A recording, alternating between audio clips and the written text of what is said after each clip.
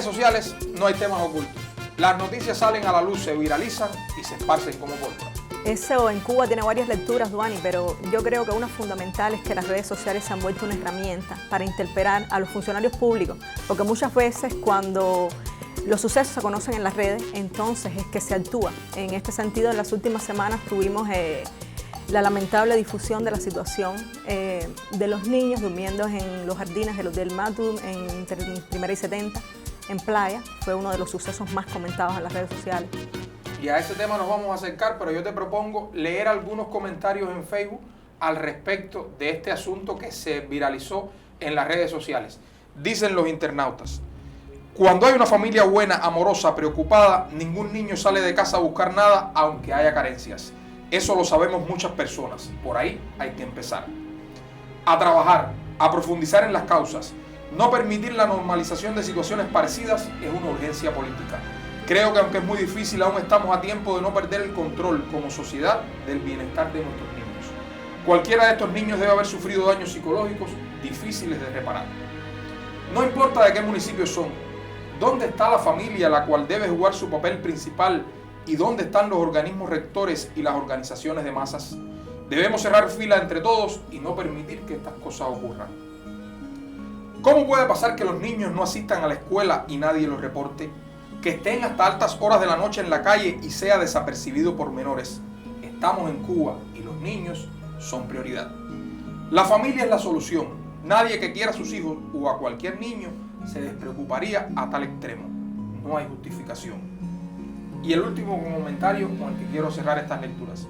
Es muy triste y fuerte. Hay que nombrar las cosas para saber qué soluciones integrales necesitan. Y esas cosas, cuando se tratan de las infancias, son urgencia de país. ¿Dónde está la labor preventiva? ¿Qué se hará frente a otros casos parecidísimos que están frente a nuestros ojos en toda La Habana y el país? ¿Dónde está la responsabilidad del Estado y de las familias? ¿Por qué fue necesario que se viralizara la foto para actuar? ¿Dónde está la voz de los medios públicos cubanos? Bueno, Cubavisión Internacional, un medio público cubano, se acerca a este tema sumamente polémico. Lady. Yo creo que lo que está gravitando en todos los comentarios es la idea que me parece esencial, es que las leyes sin transformación cultural se quedan lamentablemente a la mitad del camino para solucionar estos problemas. Son importantes las leyes, pero repito, la transformación cultural y sobre todo el trabajo articulado de todos los que deben proteger a las infancias, a las adolescencias, a las juventudes, que va más allá de las madres, los padres o de los responsables que estén a cargo de, en este caso específico, bueno, de las infancias, pero en general. Y yo creo que partiendo de este principio de la necesidad de la transformación cultural, tenemos el privilegio hoy de contar con tres expertas que han dedicado su vida a proteger las infancias, las adolescencias, las juventudes y sobre todo a hablar de esa necesidad de esa transformación cultural. Contamos hoy, agradecemos una vez más a Tania de Armas Fonticova, jurista, Ana Hernández, psicóloga, y María Isabel Domínguez, socióloga. Repito, las tres han dedicado su vida a proteger a las infancias, a las adolescencias, a la juventud, y tienen un trabajo social y académico que, bueno, respalda que estén hoy aquí con nosotros hablando de este tema tan importante. Y en este segundo episodio, cuando el río suena, un podcast para analizar y pensar temas de la sociedad cubana actual, justamente nos acercamos a ese tema. A la niñez, la adolescencia y las juventudes en nuestro país y estas problemáticas que se han viralizado en redes sociales, que son temas complejos y que vamos a debatir entre todos sobre lo que ocurre con estos temas. Bueno, ya para comenzar, Tania, yo quisiera preguntarle desde el punto de vista jurídico, porque repito, muchas veces en los debates públicos vemos que se centran las responsabilidades sobre todo en las familias, en los cuidadores primarios, pero sabemos que hay una necesidad de que se articulen varios actores. Y yo quería preguntarle, no solo el código reciente de la niñez, las infancias y las adolescencias y la juventud, sino en general las legislaciones cubanas, ¿qué responsabilidades? O sea, ¿qué escenarios proponen para que otros actores, dígase médicos de familias, escuelas, organizaciones como la OCDR, la FMC, se involucren cuando suceden situaciones de este tipo? Primero que todo, muchas gracias por la invitación, que tengan en cuenta la importancia de un enfoque jurídico, un enfoque de derecho para asumir estos temas tan importantes, porque pienso que cuando se alude al derecho siempre pensamos en el mundo de los adultos y pocas veces en investigaciones, etcétera, en lo que es el mundo jurídico, se asume investigar e indagar sobre el tema de la niñez. Por lo tanto, este espacio resulta para nosotros muy importante. Ciertamente, en algunos de los comentarios que escuché decir, se planteaba que a veces existen las leyes, pero que no se aplican. Por lo menos parten del criterio de que existen leyes, o sea, hay un andamiaje jurídico muy fuerte, muy importante y revolucionario. A partir de la promulgación de la Constitución de la República en el 2019, se empezaron a intronizar una serie de derechos y garantías en sentido general para todos los ciudadanos y en particular para los niños. Partimos del criterio que en la Constitución aparece por primera vez el principio del interés superior del niño. El principio del interés superior del niño es un principio que todos los operadores del sistema jurídico y por supuesto todos los que tienen que ver con la niñez tienen que manejarlo bien, porque si bien no está en la ley dotado de un contenido, en el caso de la Constitución dotado de un contenido, sin embargo, caso a caso debemos interpretar qué cosa es el interés superior para cada niño. Y entonces, a partir de esa Constitución de la República, se empezaron a promulgar leyes novedosas, revolucionarias, incluso que son pioneras a nivel mundial, como el Código de la Familia, como el Código Penal, la Ley del Proceso Penal y otras disposiciones jurídicas que dotan de derechos y garantías a los niños. Ciertamente, como usted me acaba de decir, está previsto, y muchas veces las personas lamentablemente lo desconocen, que todas las personas están obligadas y tienen el derecho y el deber de denunciar casos como estos. O sea, no es solo los familiares, los padres, los tutores, las personas más allegadas, sino cualquiera que vea un hecho como esto está en el derecho y en el deber de denunciar estos hechos. Por supuesto que partimos del criterio de que la familia juega un importante papel, pero ciertamente estas organizaciones de masa, las instituciones que están previstas para ello, dígase el sector jurídico, el sector de la salud, la educación y por supuesto atemperándonos a cada caso concreto y a la situación social concreta que estamos viviendo. Ana, ¿cuál es el impacto psicológico que tiene para estos niños estar durmiendo en la calle? Y no solo eso, sino la falta de atención por sus responsables parentales, padres, tutores, etcétera. Bueno, evidentemente el impacto psicológico habría que estudiarlo porque probablemente en cada niño tendrá un impacto diferente. Lo que no niega que efectivamente el no estar en entornos seguros fractura condiciones que requieren los niños, las niñas, los adolescentes, los jóvenes para formar sus características personológicas, para conformar su visión del mundo, su relación con el mundo, que obviamente en un entorno inseguro, desprotegido, corren riesgos, se someten a situaciones en las que no tienen todavía recursos personales, sociales, psicológicos para afrontar adecuadamente y por lo tanto se violentan situaciones o se crean situaciones que violentan la manera en que ellos tienen que afrontar la resolución de conflictos, la manera en que ellos tienen que satisfacer necesidades que no les corresponden de manera adecuada por estar en esos entornos. Entonces hay un impacto psicológico negativo, desfavorable, y por otra parte se van desarrollando mecanismos de resolución de problemas desajustados socialmente que a mediano y a largo plazo también tendrán consecuencias negativas en su interacción en los contextos sociales donde ellos se desenvuelven. Partiendo también de que en la mayoría de estos casos son familias disfuncionales que desde que el niño nace no tienen esa atención debida con ellos y por eso se llegan a estos casos. Habría que ver. Yo creo que no es tampoco una... No es una camisa de fuerza. No es una camisa de fuerza, ni es una relación lineal entre familias disfuncionales o familias que tienen características de disfuncionalidad. Ahí sí quizás pudiéramos pensar que familias disfuncionales, niños con estas características. Primero porque las relaciones de influencia social no son directas, siempre están mediadas por la subjetividad en un proceso de construcción como ocurre en las primeras etapas de la vida o bueno, en procesos ya más maduros, más curtidos en las personas que son adultas. Pero evidentemente cuando no hay roles parentales que cumplen con su función parental adecuada de cumplir o de satisfacer necesidades, en primer lugar, que son típicas y diferenciadas según el momento de vida en la que está la persona, de cumplir con su rol y con sus funciones, no solo de satisfacer desde el punto de vista económico, dar comida, alimentos, ropa, zapatos, sino también de cumplir con la función de satisfacer necesidades afectivas, seguras, de seguridad, de protección, que son tan importantes como las de supervivencia asociadas a la alimentación y a las cuestiones económicas. Cuando hay dificultades en estas cuestiones fundamentales de protección, de afecto, de cuidados, entonces evidentemente ese proceso de formación de la personalidad, ese proceso de formación del ser humano no ocurre como debiera transcurrir en un proceso natural, en un proceso normal. Entonces ahí sí efectivamente cuando hay condiciones de disfuncionalidad o hay condiciones no adecuadas para el desarrollo integral de niñas, niños, adolescentes, sobre todo que dependen más del apoyo, de la socialización de los adultos, hay más factores o más probabilidades que ocurra, lo que no necesariamente tiene que ser en una relación lineal. Hay muchachos que aparentemente pudiéramos pensar, bueno, si viven en unas condiciones adecuadas, tienen un hogar adecuado, estable, tienen al menos uno de los padres que se preocupa, tienen una familia que aparentemente está pendiente, van a una escuela, ¿por qué lo hacen? Entonces, habría que ver en esos casos qué está fallando.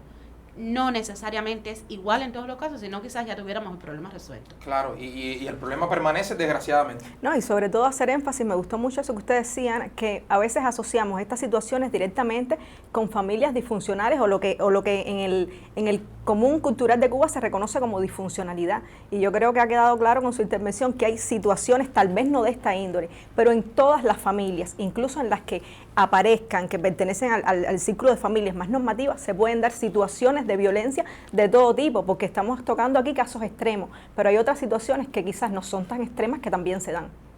Es que habría que ver, hay situaciones en las que quizás puede ser una sutileza en la manera en que se comunica esa familia con ese niño, en la manera en que establece determinados límites o normas de vida, que a lo mejor incluso pensadas desde la familia, que son una expresión de amor, pueden constituir un factor de riesgo que acelere situaciones que expongan a los niños a situaciones complejas, a los niños, a las niñas, a los adolescentes, a los jóvenes también.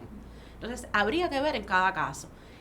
La literatura, los espacios, los resultados de algunas investigaciones a veces reconocen tendencias efectivamente y hay más posibilidades o hay más condiciones para la exposición a situaciones de riesgo, a situaciones de desprotección cuando hay un conjunto de indicadores relacionados con familias disfuncionales o familias que tienen fracturas en su estructura, en su composición, porque efectivamente cuando hay una familia monoparental, es decir, el niño vive con un miembro de la familia solamente, esa mamá o ese papá o esa abuela que cuida, o ese abuelo o ese tío, se sobrecargan sus funciones parentales, tienen que trabajar, cuidar, ser red de apoyo, entonces hay más probabilidades de que algunas de sus otras funciones educativas, afectivas, de protección, no se puedan cumplir adecuadamente porque está sobrecargadas sus roles parentales, familiares, con relación a otros roles que también tienen que cumplir socialmente. Entonces, efectivamente, hay algunos indicadores que mueven hacia preponderar o hacia complejizar las situaciones que colocan en riesgo a estas poblaciones. Y de ahí la importancia también de las redes de apoyo, que con todos los procesos migratorios que ha vivido el país, por mencionar un solo ejemplo, se han visto muy resquebrajadas. Hay familias que lamentablemente tienen muy poco sostén que pueda ayudarlos a cumplir con éxito la tarea de sacar adelante, ¿no?, a un infante, a un joven. En este sentido, Marisabel, yo quiero rescatar algo que decía Tania, y es cierto que tenemos leyes, que las leyes existen, que ha habido, digamos, un movimiento legal, sobre todo a partir de la nueva Constitución. E incluso antes de esa Constitución, es decir, Cuba siempre ha sido un país favorable desde el punto de vista legislativo en la protección de las infancias y las adolescencias y las juventudes. ¿Cuáles usted cree que son los principales desafíos, ya centrándonos específicamente en el nuevo Código de las Infancias, lo voy a contar para no? ¿Cuáles son los principales desafíos para en su implementación, para que no quede en letra muerta, para que no quede como que está ahí y en la práctica no funciona?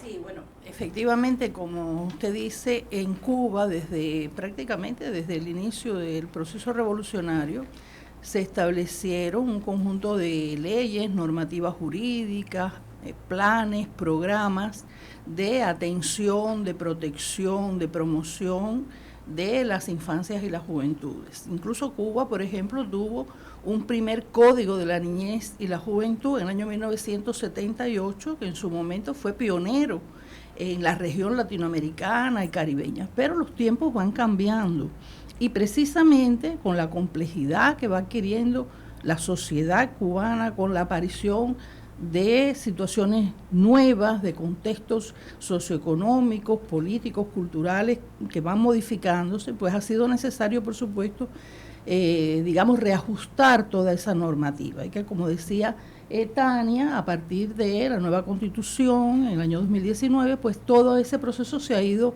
reactivando.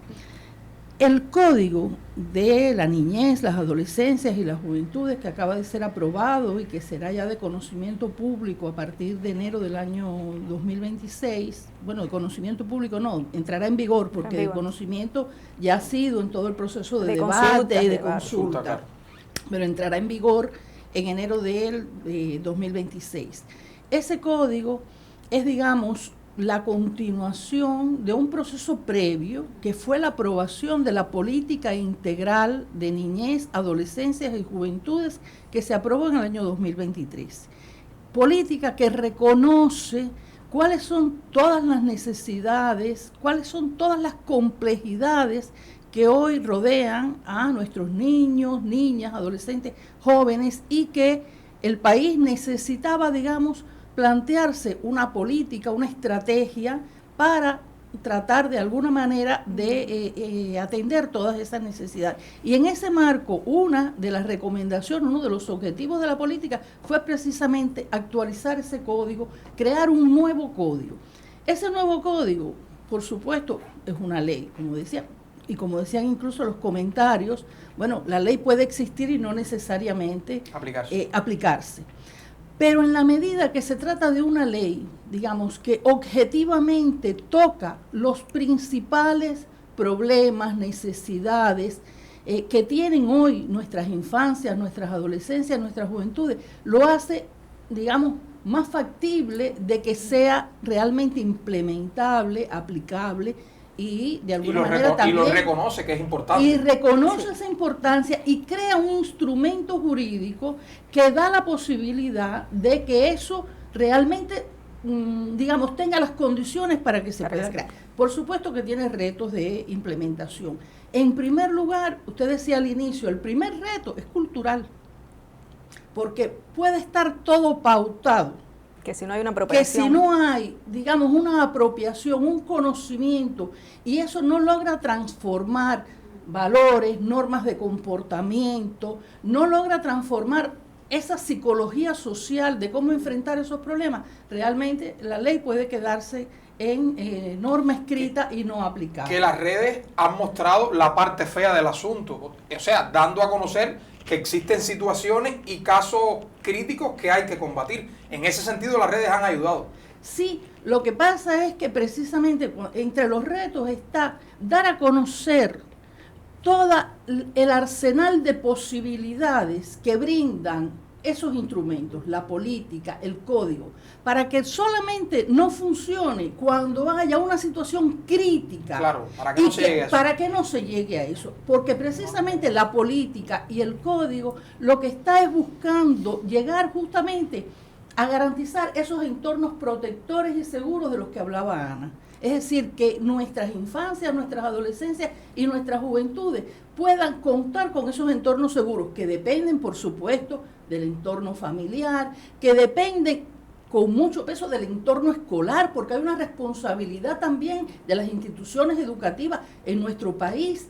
Es obligatorio estar institucionalizado en un sistema educativo hasta el 9º grado. Con lo cual quiere decir que si un niño, un adolescente en esas edades no asiste a la escuela, es una responsabilidad también de la escuela garantizar que asista. Entonces, las instituciones, la familia, las instituciones y en definitiva el Estado es responsable por garantizar esos entornos protectores y que existan documentos legales que lo garanticen, es el instrumento con el cual se puede actuar.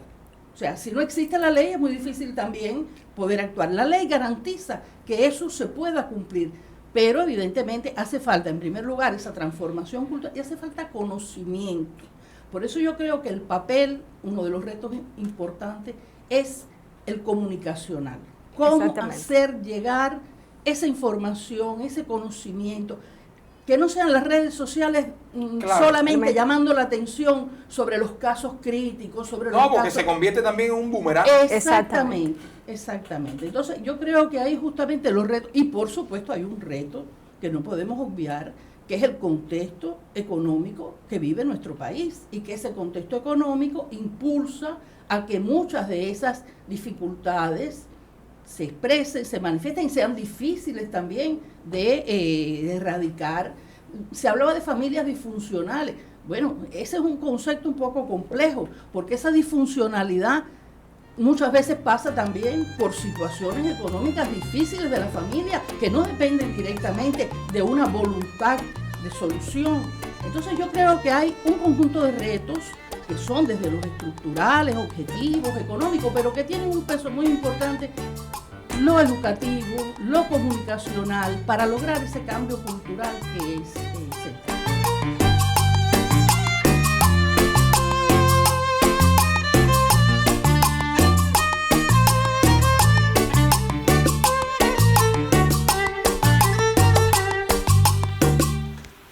Tania, vamos a las leyes nuevamente, ¿no? Porque tenemos mucho desconocimiento jurídico en este sentido.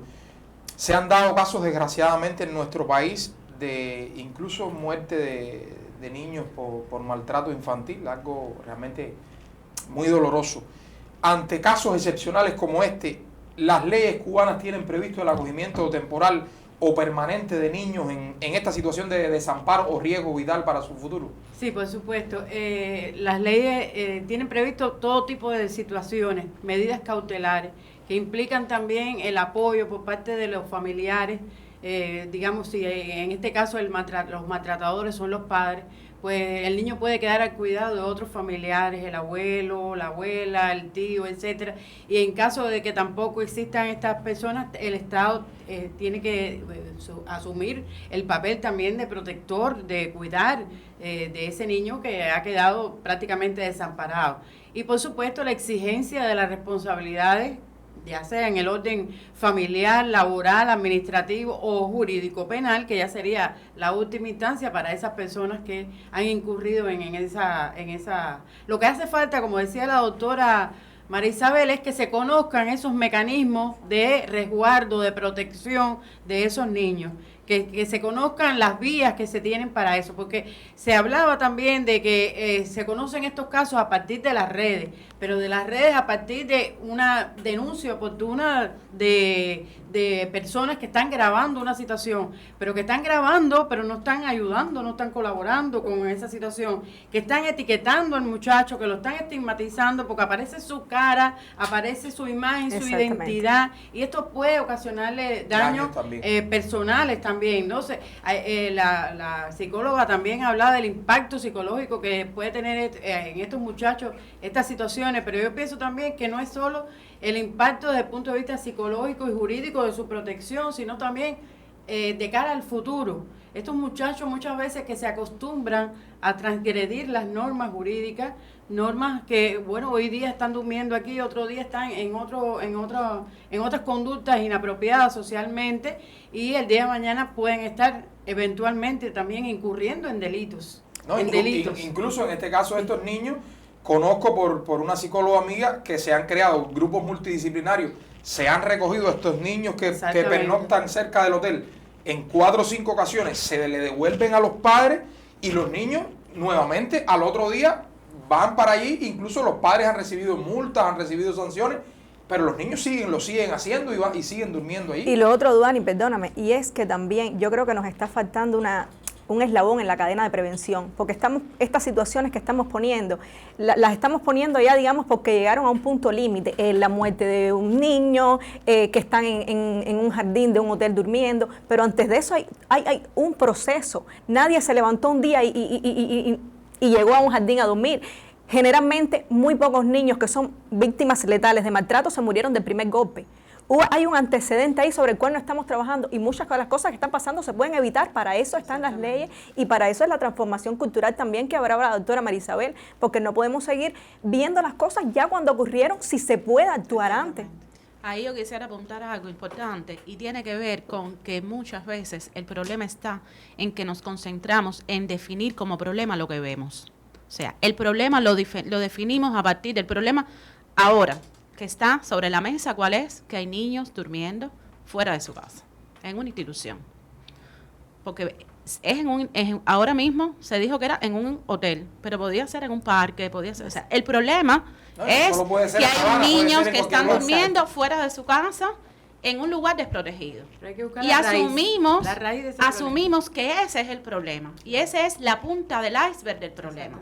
Entonces, por supuesto, si tratamos la punta del iceberg del problema, y quizás por eso es que vuelven al lugar, es porque lo que sustenta la razón por la cual ese niño, ese adolescente está tomando esa conducta, está tomando esa decisión que genera otros problemas, no es el que se está atendiendo. Entonces, usted lo devuelve a su casa, pero sabemos si le preguntamos a ese niño por qué estaba durmiendo, sabemos si le preguntamos a la familia cómo puede, si sabe que su niño duerme fuera de la casa, porque a lo mejor hay padres que no saben que los niños dormían y se enteraron en ese momento. A lo mejor no lo sabemos, a lo mejor lo sabían, a lo mejor no lo sabemos. Entonces, habría que ver qué preguntas en ese proceso de recogida de esos niños, hasta entregárselos a la familia, qué preguntas, qué análisis hicieron, más allá de análisis punitivos, que también ha caracterizado esa historia cultural de tratamiento a las infancias, de tratamiento a los problemas sociales, de reparar la situación. O más allá del hecho de recogerlos y entregarlos, porque a lo mejor el hecho ¿qué pasó ahí? ¿Qué es lo que no estamos viendo? ¿Qué es también parte del problema? Y quizás es por donde habría que empezar a trabajar. Entonces, probablemente por eso los niños vuelven, no tienen conciencia de las consecuencias que tiene, aprendieron y han sobrevivido a ese espacio. Una de las dos decía, el problema a veces está en que tener una conducta inadecuada se convierte en la única alternativa, lo decía María Isabel, en la única alternativa de solución a los problemas que tienen, para satisfacer necesidades de supervivencia o necesidades que son propias de la adolescencia. Usted a lo mejor dice, no, es que yo estoy ahí porque ahí yo puedo comprarme los zapatos que mi mamá no me puede comprar. Y uno dice, qué injusto es ese niño que no entiende que su mamá se lo está dando todo. Es que ese niño vive en una etapa del desarrollo psicológico donde el grupo de pares, los otros adolescentes con los que interactúan, también regulan y ejercen una influencia sobre la identidad que se está construyendo. Entonces, tener en cuenta eso es ir allá de dormir fuera de la casa. O sea, va un poquito más allá. Mirar quién es ese que está durmiendo ahí, qué características tiene, qué está pasando con esa familia, porque podemos encontrarnos un abanico de situaciones por las cuales cada uno de esos muchachos estaba en ese lugar y no necesariamente tiene que coincidir con lo que estamos pensando, que es porque Cuba tiene una situación económica que la tiene y que fractura las dinámicas familiares, comunitarias, institucionales, pero a lo mejor no es eso. Habría que ver, habría que estudiar.